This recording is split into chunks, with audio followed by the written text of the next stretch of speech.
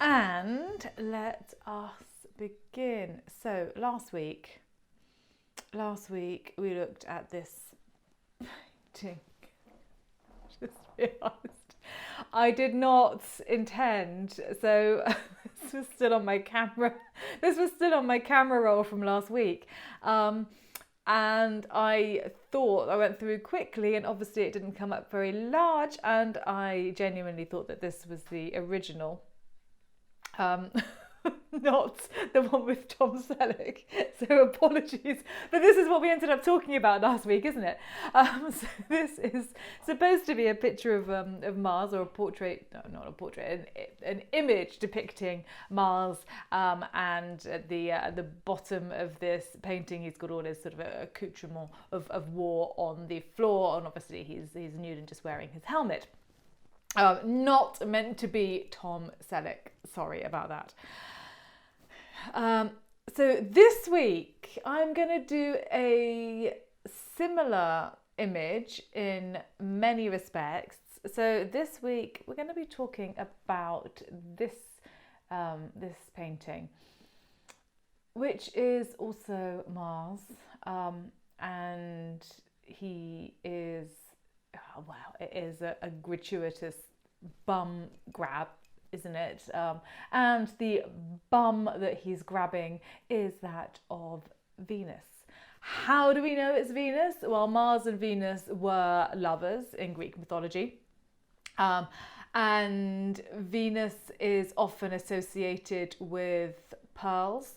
She is wearing a pearl earring. Here we go, we can have a little close up there. You can see the earring is a pearl earring. I'll come back to the flower later. And she's sitting on pearls there, you can see. So associated with pearls, well, you all know this because you've been watching this for a year now, over a year now. Oh no, is it? No, what? Nearly a year. This is my 60th episode, apparently, if you can call them episodes. So we know this is Venus because of the pearls, and why. What is the association between pearls and Venus? Venus was born from the sea, if you remember, and so always the association with pearls. There's also a little fellow in the right-hand side of this image who I always think he looks like he's sort of fallen asleep looking at his laptop. He's fallen asleep with his laptop open, but this is Cupid. So this is Venus's son. So that's also how we know that Venus is the recipient of the gratuitous butt grab. Mars, we know this is Mars because, well, he's got his helmet on, but he has his sword and his shield there, so very much things pertaining to going off to war. Not going to do him very much good, because once again they are on the floor and he's only got his helmet on and a little bit of material, as in the Velázquez painting, covering his modesty. So once again, this is like the Velázquez work. This is suggesting that I think love is very much triumphing over war or any ideas of war. Again, there's this beautiful sumptuous bed behind them. She's about to climb into bed. Look, she has shimmied out of her chemise, and her little dainty slippers are on the floor in the bottom right of the painting. So this is definitely, love is most definitely the order of the day. This is not about going to war. So love has conquered all. I'm going to say the sort of frieze at the front with the shield and the sword, and then this random vase, and the slippers. So the slippers we understand, the shield and the sword we understand. The vase is a bit odd, and I looked into this, and there is a suggestion. Well, a vase would pertain often in art to the womb. Well, in depends on the context. So usually it would be a symbol of the Virgin Mary, actually. But here it's probably the female and to do with the womb. But it's been suggested as well, because I was thinking, that just doesn't quite it just wasn't quite doing it for me. It wasn't quite there for me. So I did a little bit of digging, and it's been suggested that in fact the shield and the sword and the vase and the slippers at the front could all be part of a rebus. And there are actually several different suggestions as to what the rebus might be, some of them quite complex, but the simplest one is that the shield and the vase, or indeed actually even the sword and the vase, could, if you take the first letters, so S and V, which very handily are the same in Latin as they are in English. So the S and the V was an abbreviation of sotto voce. So do it quietly, because this is Mars and Venus, and they are very often depicted together. But it was an illicit love affair. Venus wasn't free to be frolicking around with Mars. She was married to Hephaestus, I think, who just wasn't very sexy. But Mars was sexy, and so it could be a reference to the illicitness, the naughtiness of the love affair that they're having. But okay, so that aside, and I will put, so now I have mentioned that I am writing a blog now that's going on my website, and so I will, if you're interested in that, just put a reference to the lady that was writing all about these rebuses. So if you want to explore that any further, then you can do. But that could be a whole other Elevenses. Excuse me. And that's not really what this is about. This is more about, I suppose, kind of essentially the butt grab. But this is an image that I've chosen for International Women's Day. And now at this point, you would be very, very much forgiven for thinking, well, that's a bit of a crap choice, Lynne Hanley. What on earth are you thinking about? Yes, on the surface it would be. However, this painting was painted by a female artist, which in itself doesn't qualify it for International Women's Day, although being a female artist was very unusual in the 16th century. And this lady is an artist that probably most of you haven't heard of, not hugely famous today, but she was quite famous in her time, and she was incredibly successful. Her name was Lavinia Fontana. She was born in Bologna, in northern Italy, in the mid 16th century, like 1552 or 2, I think. And kind of luckily for her, she was born to an artist. So her father was an artist, and he had, I think, maybe like 6 daughters and 1 son or something. Anyway, the upshot is that she was able to follow in her father's footsteps, and he encouraged her to pursue a career in art, and so she was able to develop her skills and to become an artist. She went to Rome. She most famously worked for the Pope in Rome. Popes, plural, I think, or multiple. And she was actually the first woman to be admitted into the Academy of St. Luke in Rome. So, you know, she was really up there. Sometimes she is credited by some art historians to be the first female artist to ever paint a female nude. I don't know whether that's true or not. Or maybe painted a nude model, I don't know. Anyway, she did paint the female nude. And as you can see, she's painted one here. So okay, so she was, she was quite a woman. And by the way, she herself, so she did get married, and she herself had 11 children. But actually, she had pretty much a house husband, and he would look after the children, and was her agent whilst she was off working and doing great things. So proper, like, well, great woman, 16th century, hardly heard of. So why has she painted this? Why has she painted this? Well, it was almost certainly a commission.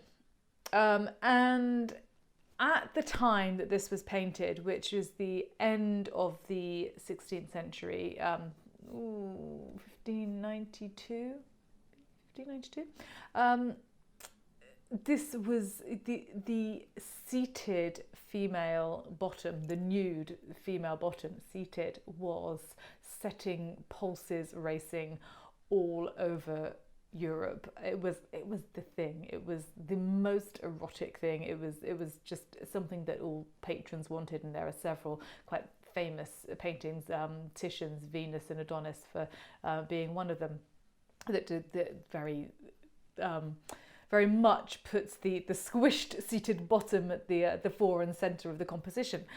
So this is probably in response to that fashion and that desire, the patron.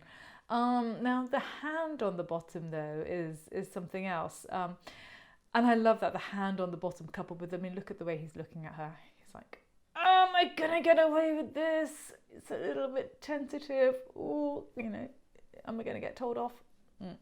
But just take a look at that hand on the bottom, because it kind of doesn't really have too much of a relationship with her bum cheek, which sounds a bit weird, but it doesn't look like it's actually touching her bum cheek. It's it almost looks like a hand on a canvas covering the bum cheek. Do you know what I mean? There's something slightly off about it, and I think Lavinia Fontana has done this on purpose. I think that it's like, yeah, okay, so he is touching my bum, and this would be, and I think she's sort of responding in kind to this absolute desire and this obsession almost with the seated female bottom. Now that in itself might sort of not really, that might not gel. You might think, no, okay, come on, he's just got his hand on her bottom, kind of, really, where are you going with that? Well, this is where I'm going with that, because just take a look once again. So we've got all these phallic symbols on the ground here in terms of his shield. I mean, his shield with a spike, and that's sort of pointing in the right direction. It's sort of pointing at her. The sword is a bit useless on the floor down there. But then if you just look at the way she's seated, where she's taken her chemise off, just look at the arm of her chemise, which is sort of dangling down basically between her legs, which is, where the phallic symbols that are lying uselessly on the floor should be. What she got there between her legs, she's got this limp, useless bit of white material flopping down. So I'm thinking that might be a little bit of a statement. And then you've got the look on his face, like a little bit frightened. Am I going to get away with this? He's also, notice, lower than she is. So her head is above his. Even with his helmet on, her head is above his.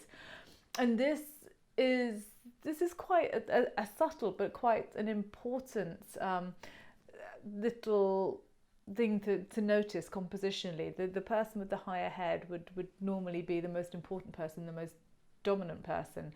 And then there's this look. Okay, so is she then looking out over her shoulder to invite us? Is this a sexy, inviting look? Or is it, with everything else that's going on in this composition. It's all subtle, but I think it's all there. Is she looking over her shoulder in a kind of like, see what I have to put up with gesture? Is it like, yeah, he wants to grab my bum, the patron probably wants to grab my bum, everybody wants to look at me, and I'm sitting here naked, this sort of symbol again. But, is this okay? And I do think, we have to remember this was a very, very different era, and sensibilities were very different. But, is this a little hint of a bit of a Me Too thing going on with Lavinia Fontana? Is she sort of making this comment that, I can't really do anything about this bum grope, but I can actually wither you with my superiority in other ways, this stare. So I think that she is sort of showing her superiority in this image, and I think it's, rather than being inviting, I do think that it can also be read as a bit of a raised eyebrow, but it's subtle because obviously she was painting this for a patron, and so she had to get away with it. The flower, by the way, doesn't really help us. It doesn't really help to unravel the meaning in this work. It has been identified as a narcissus, or as a narcissus. Let's just add a few syllables.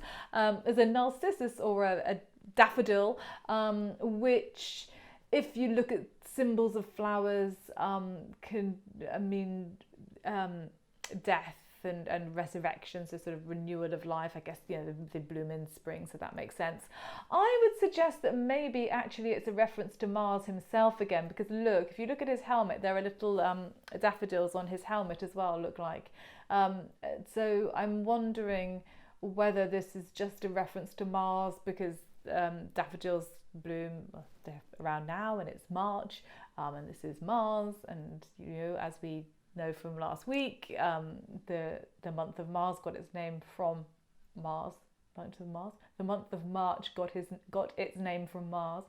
Who could know that would be so difficult to say? So I think that it's kind of referencing him. I'm going to leave you though. So throughout all this, we've talked about them. Is it okay for him to grab her? Love conquers all and all the rest of it. I mentioned at the beginning Cupid lying on the bed there, okay, asleep. But, is it okay for them to get jiggy with Cupid in the room? I'm just going to ask that question because, I think they're both culpable here. I don't think it's all right. Call me old-fashioned, but, he might be asleep over his computer, but, yeah. So there we go, Lavinia Fontana. I didn't show you an image of her. This is a self-portrait that she did probably just before she was going to get married. So here, or as a wedding portrait. So there she is, this fantastic woman, Lavinia Fontana, for International Women's Day, with a little subversive painting. Good for her. Here we go. Turn them off. Turn comments on. Now, something was going on with that little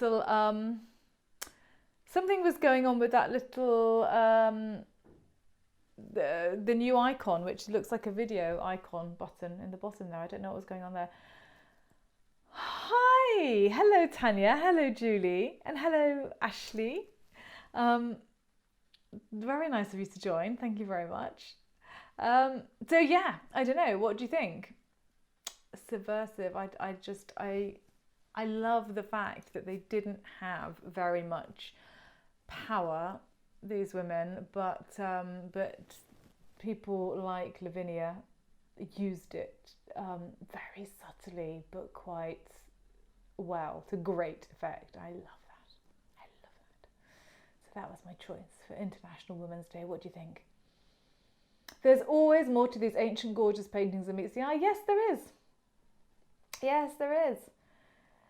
You kind of have to liken it. I mean, I've never been a photographer. In fact, I'm a terrible photographer, and I've never really studied photography. But there's a lot of Venus looked in charge. Yes, she completely did. He looked terrified. He looked terrified. But there's a lot of study around photography about what the artist includes and what the photographer includes, and what they choose to photograph, what they choose to blur out, what they choose to prioritize, and so on. And I think it's the same with paintings. And it's not necessarily just symbolism. It is about the way that things are depicted. For example, it's subtle that she's higher than him or slightly bigger than him, but it's there. And I think that kind of taken in context with everything else is quite a powerful little statement. Not too overt, but there. Good for her. Good for her. Well, everybody, thank you very much for joining me. What have I got next week? Oh, next week we've got the origins of Pisces. And some fantastic frescoes.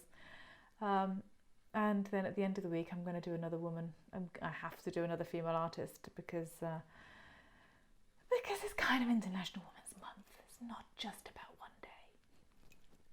It's not just about 1 month either, is it?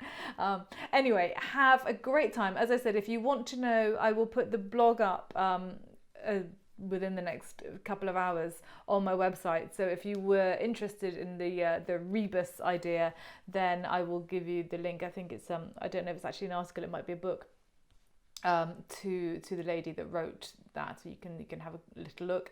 And then and a few of my observations about the paintings will go up there.